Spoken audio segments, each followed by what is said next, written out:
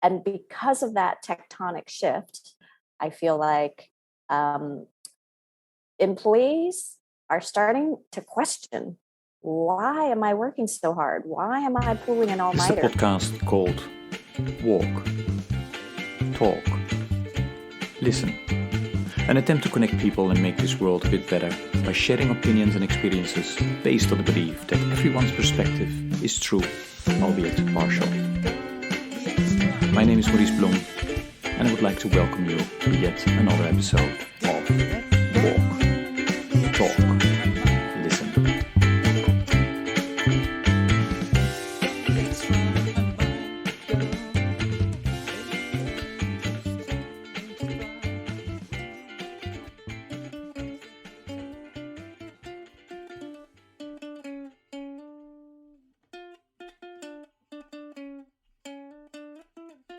Hey everybody, this is another episode of the podcast Walk, Talk, Listen. And as always, I'm delighted with today's guest who will introduce herself. Mai, please go ahead. Hello everybody, my name is Mai Ton. I am the proud mother of a 14-year-old daughter named Emma. I always will introduce myself as that first because that's the best job in the world. I happen to be Chief People Officer at a company named Fabric. And I also happen to be an author of a book called Come Into My Office, Stories from an HR Leader in Silicon Valley. So that's my story in a paragraph. Maurice, it's nice to be with you today. Yeah, no, and it's great to have you. So you were saying your book takes place in Silicon Valley, but you live in New York now, right? So how did that? Yes. Tell us a little bit about, Sure. why you wrote a book and then how you ultimately ended up in New York. Actually, I'm a liberal arts major. And so for all of those liberal arts majors out there, it's really hard to understand what you will do with your sociology degree in the business world. So after spending some time in the investment banking world, as well as the recruiting world and the legal world, the consulting world, I found my life at tech startups, and I fell into human resources because one of my bankers that I used to work for opened up his startup and said, Mai, come work with me, be my first employee, and just help me build out the company. And that is where I was at the time, which was in San Francisco. So I spent 20 years of my life in San Francisco working for 5 or 6 startups. I lose count at this point, but I love building. And software and products get introduced to the world in fast order nowadays. And that has been the story of my career, is just being able to work in tech startups, building the infrastructure, the people teams, the function, and helping the business grow. And the book was written because Silicon Valley had all of the crazy stories. It was like, you'll never guess what happened. And because I felt like I wasn't doing a good job of capturing all the details, every night I would start writing. And it was just my part therapy, part like, you'll never guess what happened today. And so I started typing on my laptop every day that there was a great story. And so fast forward after startup number 7, I took some time off and I said, you know what, I need to do something with all of the stories that are just sitting on my laptop. So I was able to produce the book. And the funny thing, Maurice, is that the book that I have on my laptop is actually not the book that got published last year. I still Really? have more stories, but to protect the innocent, I had to scramble the names, the dates, the places so that you couldn't tell who was who. But I got a LinkedIn feed the other day from one of my former CEOs who read my book and said, I know exactly which stories are mine. And it was just a funny moment. But yes, that is, the great stories that I get to be a part of as an HR leader. Great. And what is the title of the book?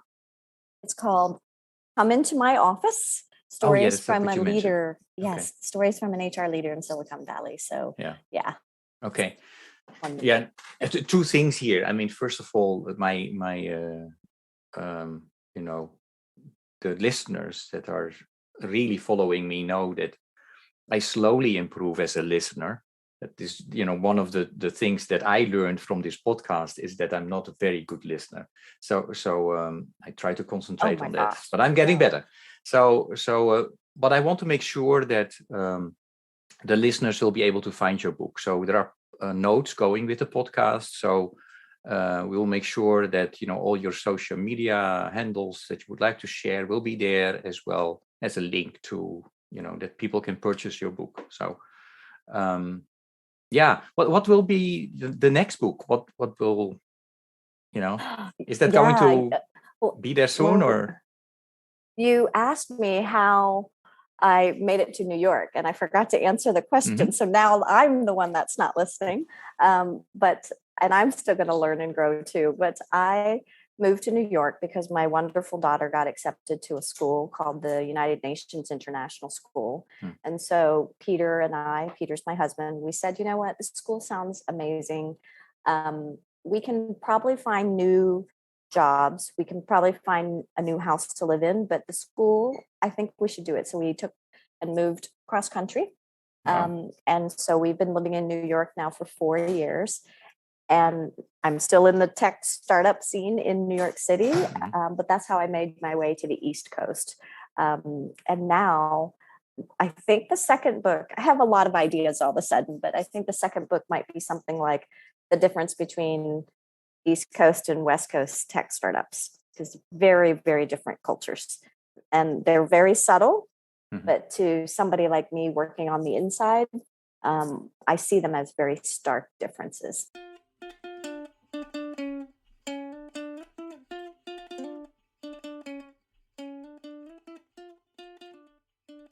I basically came across your work because you were part of an event organized by The Economist. A big topic was, the pandemic, the Great Resignation, a lot of things that are happening in the world that is affecting, the different sectors, not only the for-profit business, but also the NGO world. Can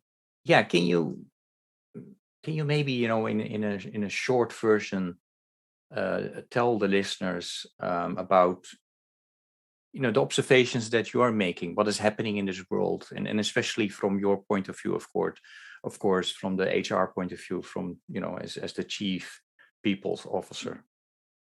I think the world has changed. I think COVID has taught us that actually we can work from anywhere. We now have tools and technology where we can just all of a sudden pick up everything that we were doing before in an office and bring it home to our dining room table. You're finding me on my living room couch today, and we're able to see each other from afar and work together. And because of that tectonic shift, I feel like employees are starting to question, why am I working so hard? Why am I pulling an all-nighter? Why am I sacrificing all the time away from my friends and family? Because now my commute is literally from my bedroom to, tens paces away to my dining room table. And so I think if they don't call it the Great Resignation anymore, they call it the Great Reshuffle. Because now more than ever, I think humanity wants to do something else other than work. And so I've heard stories of people just saying, I don't want to be a product manager anymore. I'm going to do something else. I want to go back and teach. I want to go dig water wells in Africa and help the world. I want to go to culinary school because I need to learn to cook. I've never learned to cook. And they're going back to school. They're just doing things that they've long delayed. And I think it's healthier because for me as a people leader, I typically hear the stories about births and marriages and engagements and all the great things in life. But I also hear the opposite stories of sickness, deterioration, mental health issues. And so much so, Maurice, I've had to Google things because I don't know what these illnesses are. And so I feel that as a people leader, I don't think the way that we're working today is going to be the way of the future. We're burning out, we are unhealthy, super stressed, hyper diabetic, and I don't think this is what anybody intended. It's just sort of what we all accepted and inherited. So I love working with younger generations who kind of want to upend and disrupt things. I mean, this whole technology startup life that I've had was about products that disrupted the world. And so now I'm seeing employees like never before disrupt the world of work. And this is the fortune and the privilege that I have to be on the inside to change things and to help people grow in their professional careers, but give back time so that they can have a life outside of work.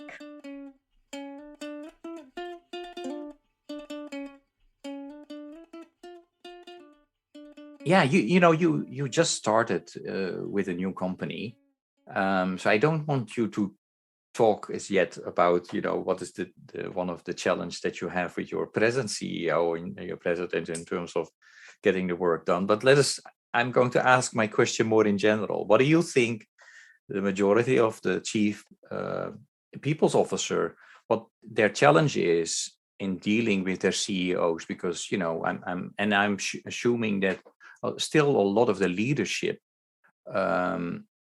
would like to talk about growth and of course, I'm not saying that they're not interested in the well-being of their staff, but when I was listening to you, it will require a lot of changes, not only from a chief people's officer, but from the whole senior management. I think that in general, I become one of the internal coaches. So I get to know and understand a CEO. And I always say that they end up becoming my work husband or work wife because we have such a close relationship. And what I've observed over the years is that, yes, most companies care about growth, revenue, and making profits. And you can do all of that, but the best CEOs are the ones that actually do it with care, and they do it with humanity in mind. And that is actually very hard to balance when you're leading a company, when you have pressure and stress from the board or from the markets.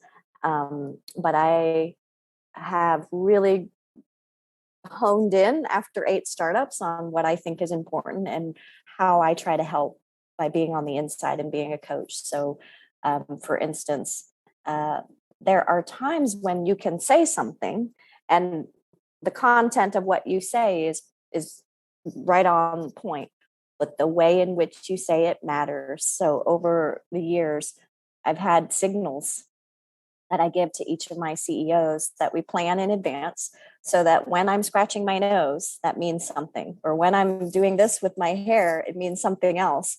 And because of that, when they're in the moment and they're in front of a crowd, or let's say we're doing a town hall meeting, they can understand my signals because they switch up their speaking style.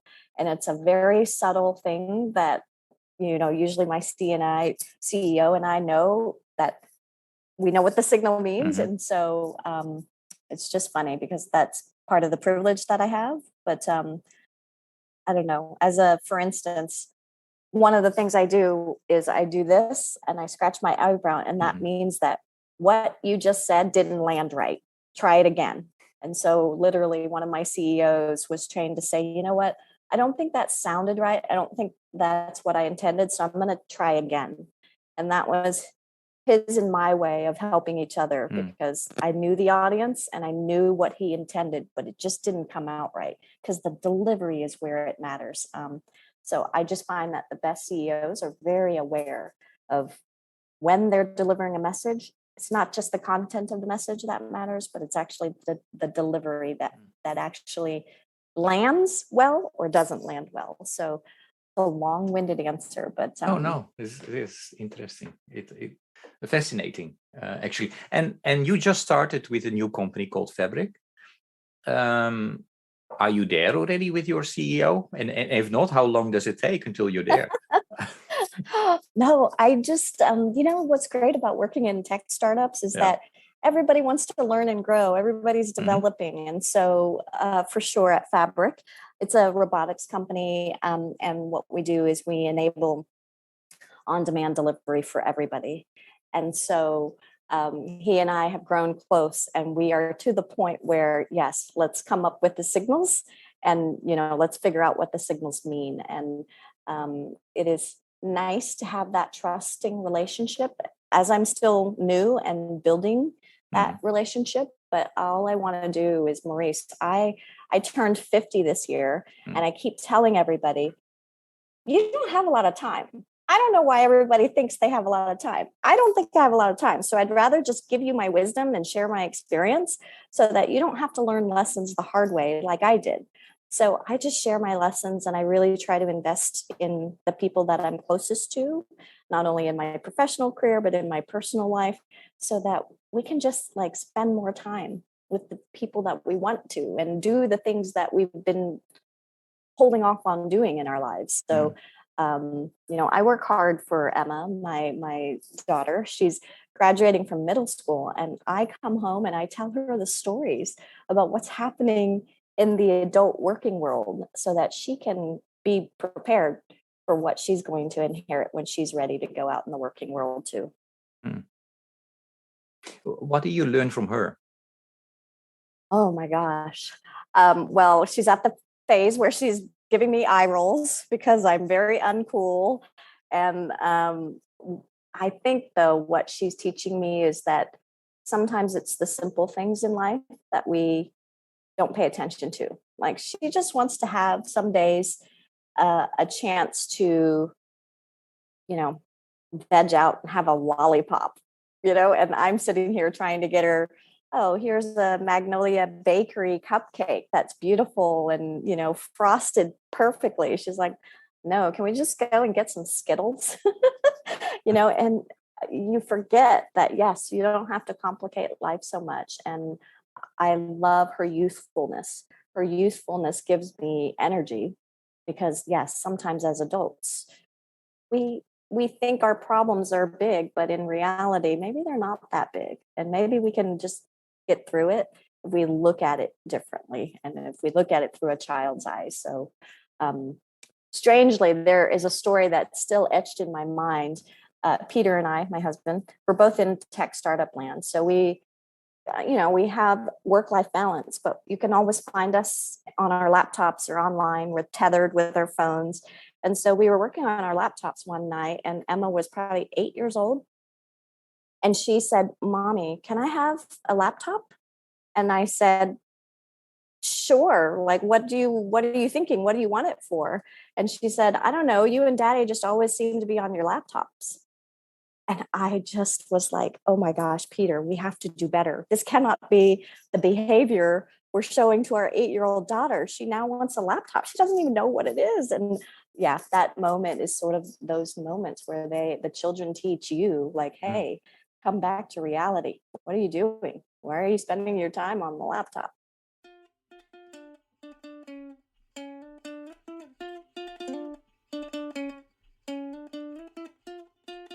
While I was listening to you, you in terms of within your job, pushing for a better work balance, it's definitely that you're taking those lessons into, walking the talk around that as well. While also listening to you, I was thinking about the story that my wife told me about her own mom, and why the story came up is because 2 or 3 weeks ago, her mom passed away, so we had to fly back to the Netherlands for the funeral. I'm so sorry to hear that. Sorry for your thank loss. You. But the why I came up with the story is that really, with all the daughters, what the parents she had done is at least once a year, she would say to her child, I think you should skip school today. And then they would do stuff together for that day. And it made a huge impression. I mean, because all the children were still talking about it, so that's special. Yeah, that's kind of special. Yeah, absolutely. Time isn't on our side. So no. Sometimes it's the adverse moments in life that make us recognize that, what we're doing, is it really bringing you joy? And if not, change it. change it. Maurice, I was taking the train from New York to Boston, Mm-hmm. and I sat next to somebody who was in tears. So I didn't want to be nosy, but over time she was working. I looked at her screen. She had like spreadsheets galore on her screen. And I finally said, what do you do for a living? And she said, I'm an equity analyst at a bank. And I know that I was in tears when you first saw me, but I'm better now. And I said, well, what are the tears about? And she just said, I hate my job. I work all day long. I don't get any breaks. When the holidays come around, my family has to come to me, and I'm only 28 years old. So I'm at work all the time. And I looked at her and I said, Michelle, you don't have to live your life like that. There are jobs out there that don't require you to be in tears every day. And she showed me, Maurice, her phone where she keeps a diary of every time she cries. It's a diary of her crying every day at work. And I just said, Michelle, you don't need to do that. It's crazy and terrible. And you're college educated. You can find something else that brings you joy, because it was just such a depressing moment for me on a train ride, meeting a stranger, that just sort of, I had to share the diary with Emma, because I took a snapshot of all of her crying faces. And I said, Emma, like, you don't have to do this. Like, don't find a job that makes you cry every day. Find something that makes you smile every day.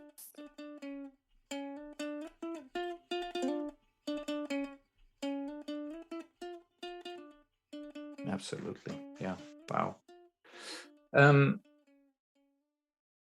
Yeah, Mai, I would like to take us to my 100-mile walk. I told you about this. 10 years ago, I started this 100-mile walk, which means walking in 1 week 100 miles, or 15 to 20 miles per day. 9 of those walks took place in the US, and then one time I walked in Timor-Leste and Indonesia. And I try to raise not only funds, but also awareness around hunger, poverty, and injustice. So my question that I always ask for my guests, if you would be asked, Mai, to walk 100 miles in a week, for which cause would you do that, and why? Oh my gosh. Well, first of all, Maurice, I appreciate a 100-mile walk and what you've done. I hear your story and I'm like, what am I doing with my life? Maurice is out there walking and raising, funds and doing good in the world. If I were to walk, this is such a hard question. If I were to walk, the cause would be for the kids, some around the children. It's a really tough world to be a kid in. I mean, there's social, political unrest, there's violence. The shootings in America just happened last week, and it doesn't seem to be going in the right direction, the world. There's poverty still. We haven't tackled the environment, and the pace at which things are moving is very saddening. So I would love to walk and actually get exercise. First of all, these Zoom meetings have been back to back, and while I love technology, it just makes it easier to just sit on the couch all day.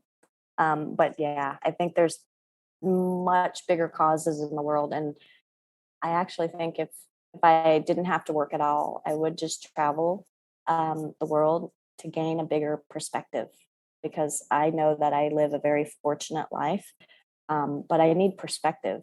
And there's a tangent story. Maurice, I always go off on tangents, so forgive me, but it's good.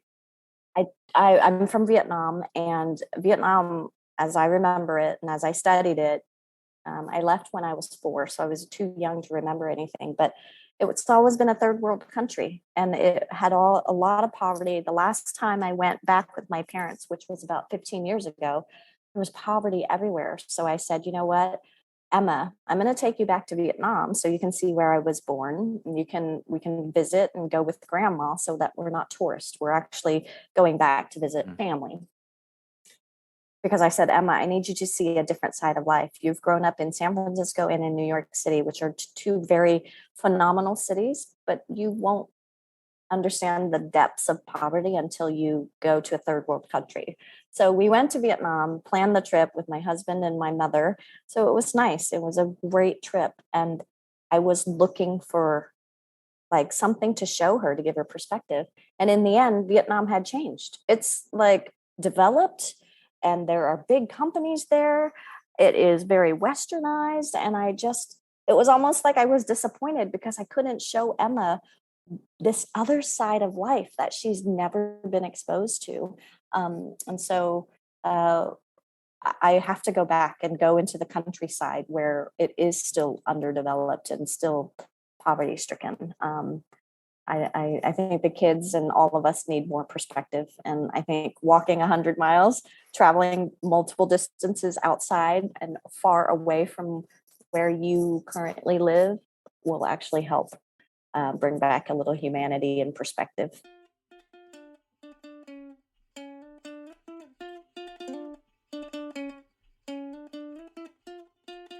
Um, and awesome that you did that. And I think also the fact that your daughter is going to a UN school is probably exposing her also to different stories. I was always because our children were also privileged to go to international schools, and one of the things that are different from many other children is that when you talk about you have a lesson on history, you will see that certain wars are called differently, for example, or different dates for independence are being used. So I think that's a huge plus for many of those kids that are exposed to those type of circumstances. During my walk, I also often talk about the fact that walking has something spiritual in it. Well, and there are many miles that I'm walking, and you ask yourself the question, why am I doing this? And you go in and out. But when I walk with somebody, is we talk often about spirituality and religion, and then pretty quickly we talk, hey, what do you think is happening with the younger generation? How do they look at spirituality? How do they look at religion? So my question is what do you see among the younger generation and spirituality and religion? Oh, I've seen a lot of change. And I equate that to my own family. So my parents are Buddhist, but when we moved over to the United States, we were sponsored by a Lutheran church. So although they never converted fully, they had this strange footprint of Buddhism and their Eastern ways, and then adapted to more Christian Western ways in the other half. And I think there's a lot of that now. There's diversity of religion. And as people are marrying together and America is still this melting pot of all these different cultures, I find that for younger generations, religion is becoming less significant. I still to this day, I can't count on my two hands the number of people I know that even go to church anymore. For myself, spiritually, I believe in prayer. I believe that there is a deity and a greater force among us. But I think that I have met more atheist and agnostic folks living in San Francisco and in New York City than I ever have in my earlier life and earlier childhood. I think the world is changing. I think people now feel more in control, and so they don't look to other forces or other places for that spirituality. They feel like they have to do it on their own, and they make changes and change circumstances based upon what they think they can control.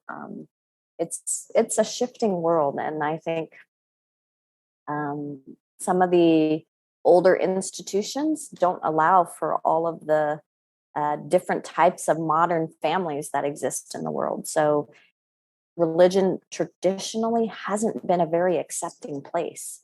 And so I find that it's lessening its effect, especially on the younger generations that are more diverse than ever before.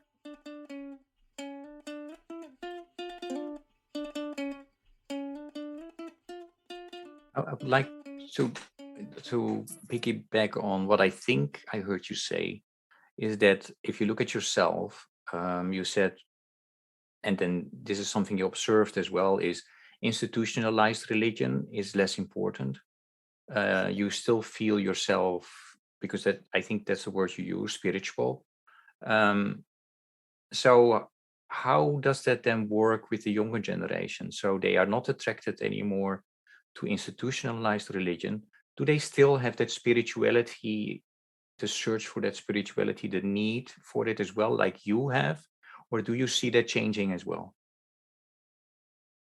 I see a lot of moving pieces, Maurice. It's so hard. Mm-hmm. I think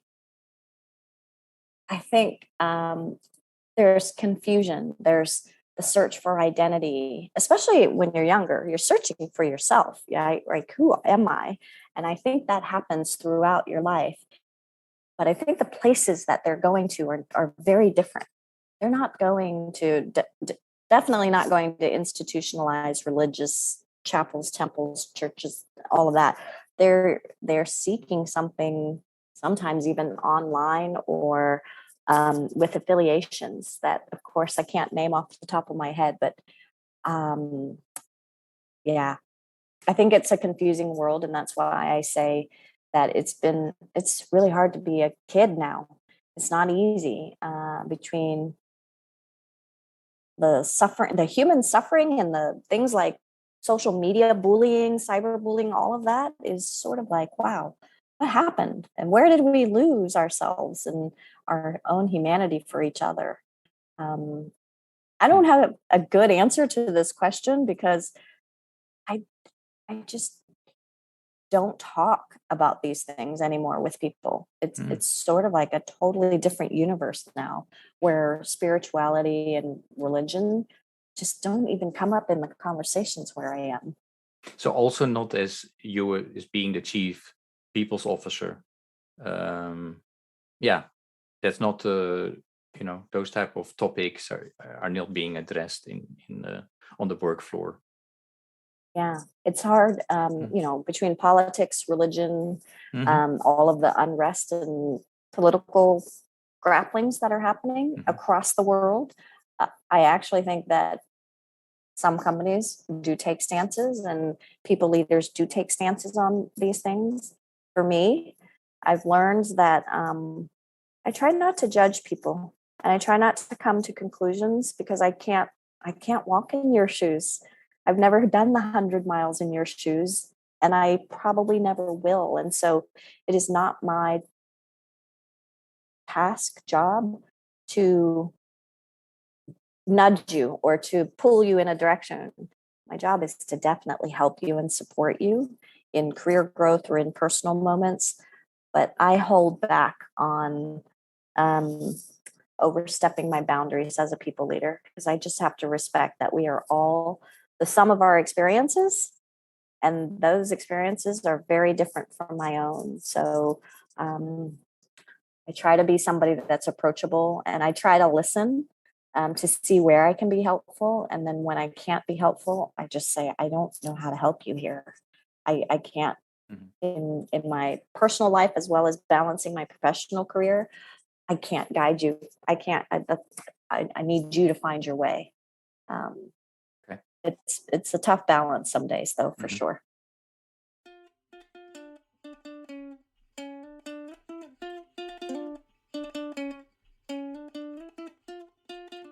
Yeah, you mentioned already a couple of things that are going on in the world, from the shootings in the US,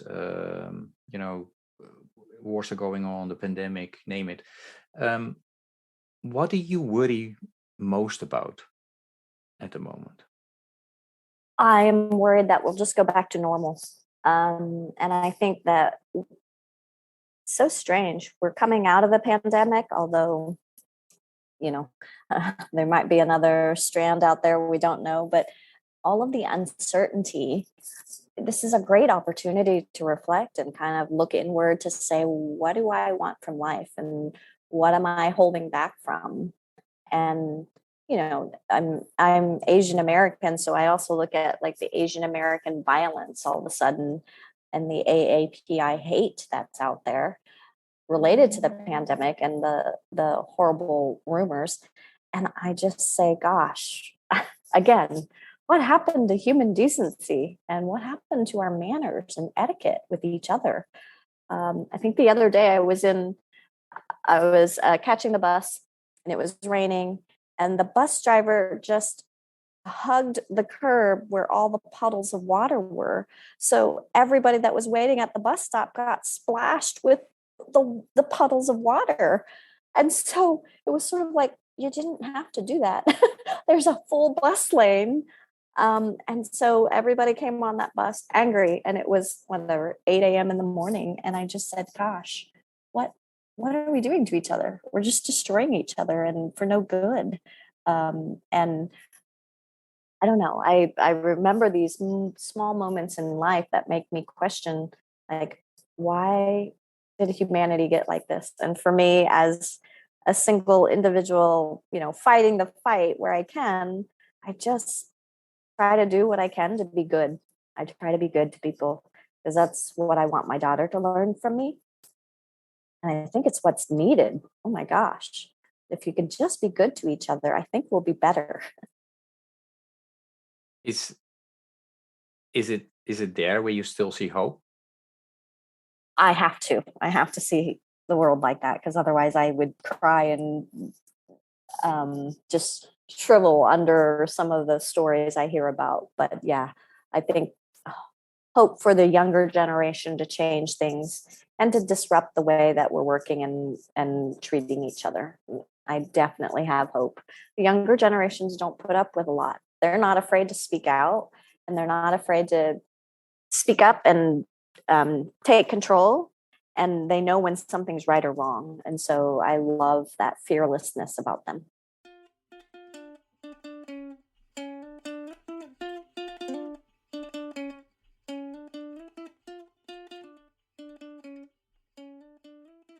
Great. Where I see hope is the fact that as a world, we agreed on 17 sustainable development goals. And there are a lot, but at least, a lot of work has been done by different countries, well, by almost all countries, and most of the countries are really working on this to push this forward, end hunger, end poverty. But we are not, those goals need to be reached before 2030. And the last 2 years, we did not make progress as a world. A new report just came out this week. So there is a movement that says, well, one of the reasons that we are not making the progress that we should be making is because we don't pay attention to the abilities and the skills and the qualities of us humans, as you as an individual and we as a community. So they've come up with a 5 what they call inner development goals. So being, action, etc. So if you hear me say this in terms of, you need, if you want to change a system, if you want to make changes, you also need to work on yourself. How does that resonate with you? Or maybe it doesn't. So what are your reactions to this? Oh my gosh. Maurice, I don't know, and I feel very lucky that you happened to find me on The Economist, but I appreciate your story, just hearing like what you're doing to affect the world in your corner in New Jersey, right? And I think that this is what it's all about, is sort of like, where's your passion and what are you doing to learn and reflect? And, I love, walk, talk, and listen. It's so clever because you just need to spend some time really reflecting on what you want.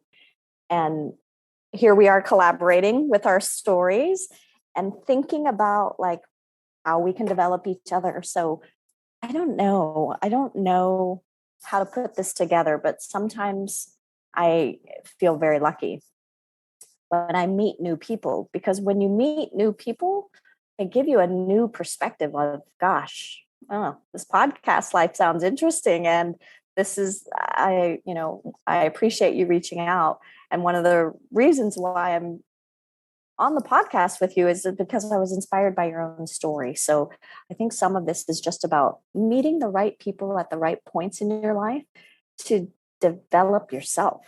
Like your inner self needs develop. All of us need more development. I've always believed that we are all students of life. And as a people leader, I would say that employees stay at companies because they feel they're learning, not because of the compensation benefits or perks or iced kombucha.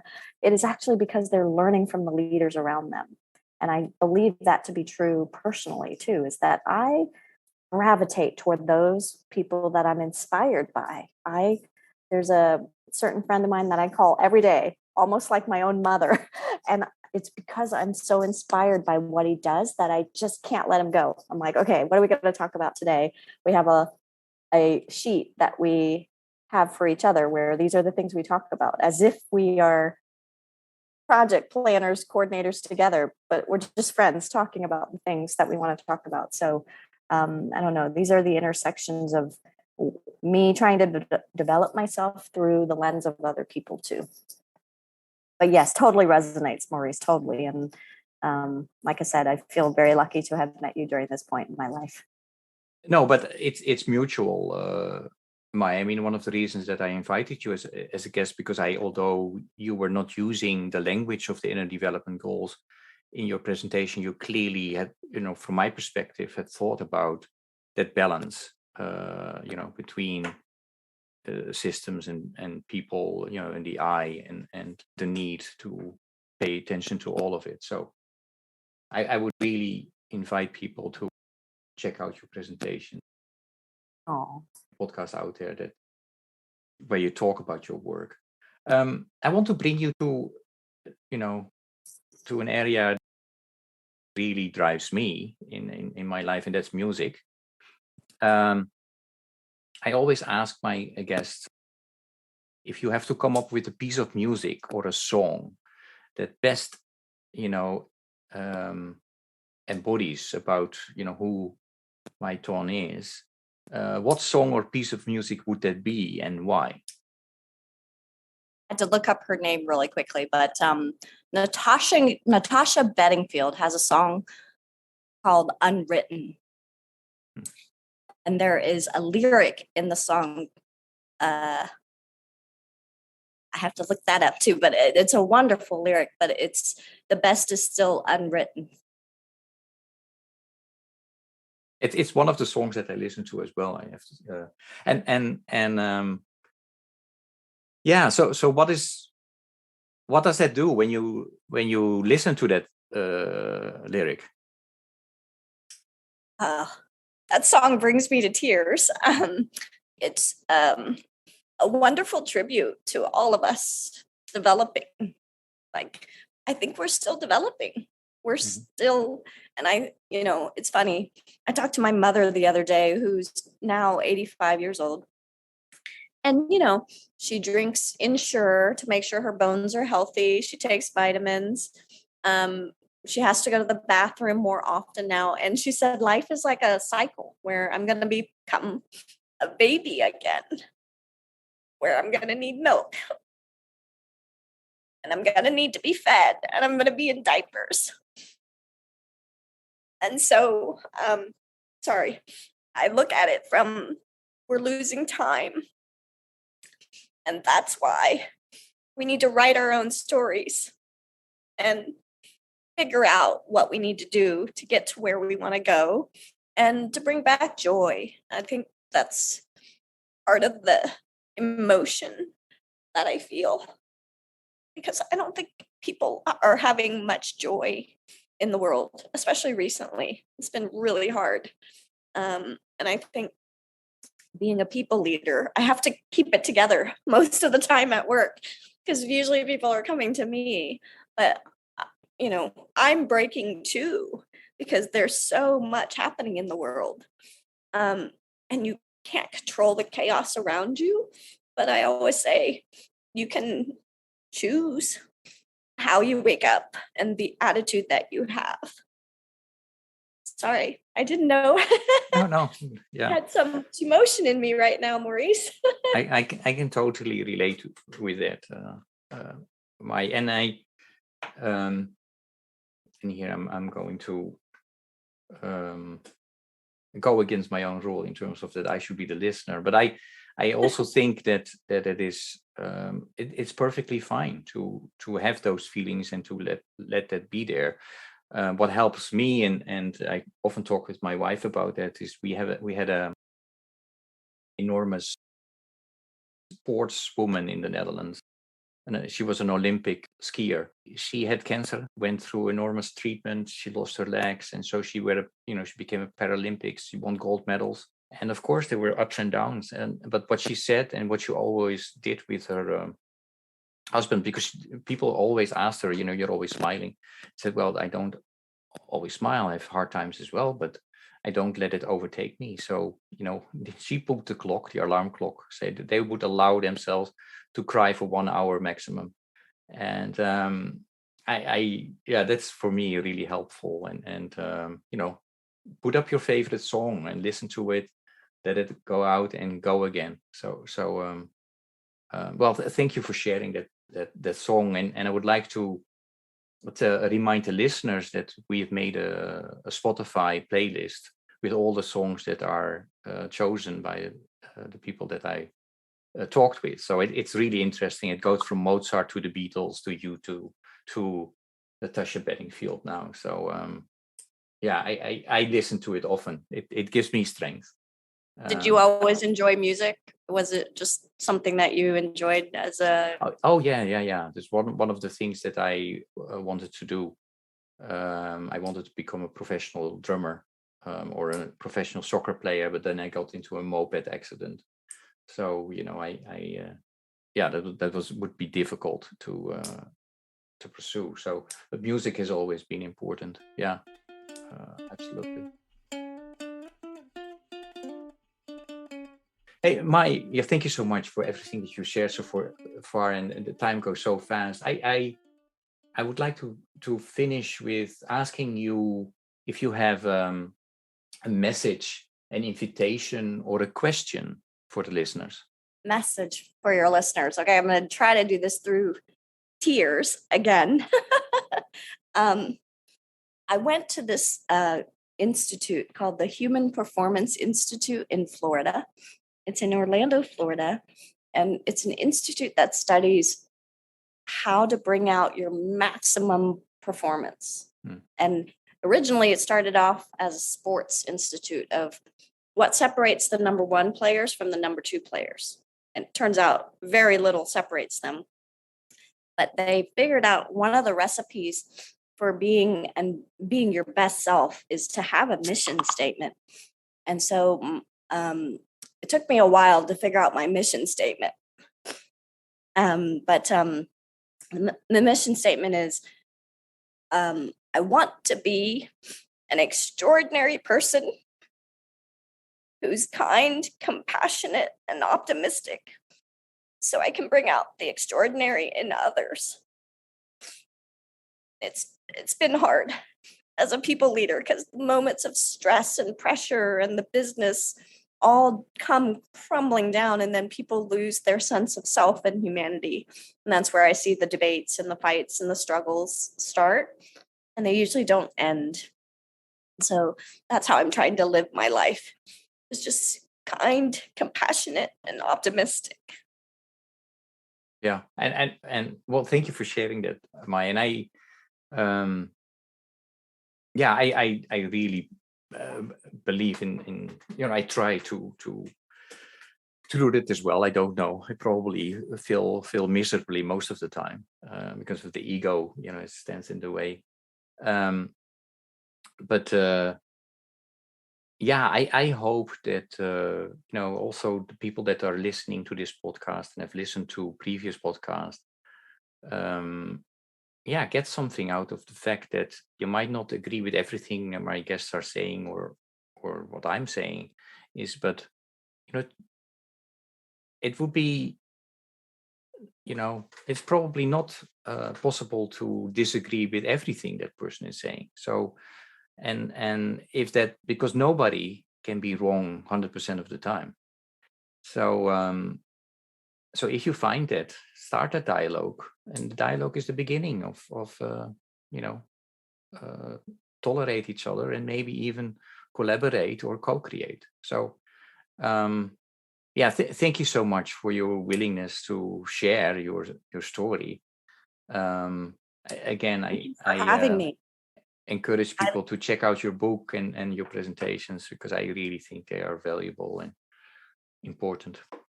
Oh, well, thank you for having me. I love your story that you got to walk and like just have some company while you were walking too. So thank you for having me. And I really enjoyed listening to you. I hope that I contributed back to the conversation, but I hope that we get to stay connected. And if I can do anything else to help you or the listeners out there, please just reach out. Great. Yeah, no, and we will make sure that people will be able to find you somehow through the podcast notes. So thank you so much, and good luck with everything you do. Thank you. Thank you, Maurice. Good luck.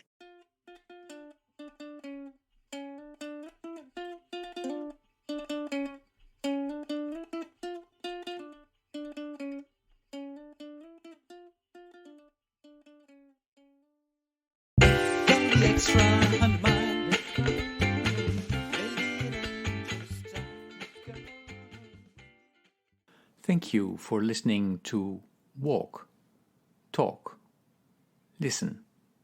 Please check us out on 100mile.org or follow us on Facebook or Instagram.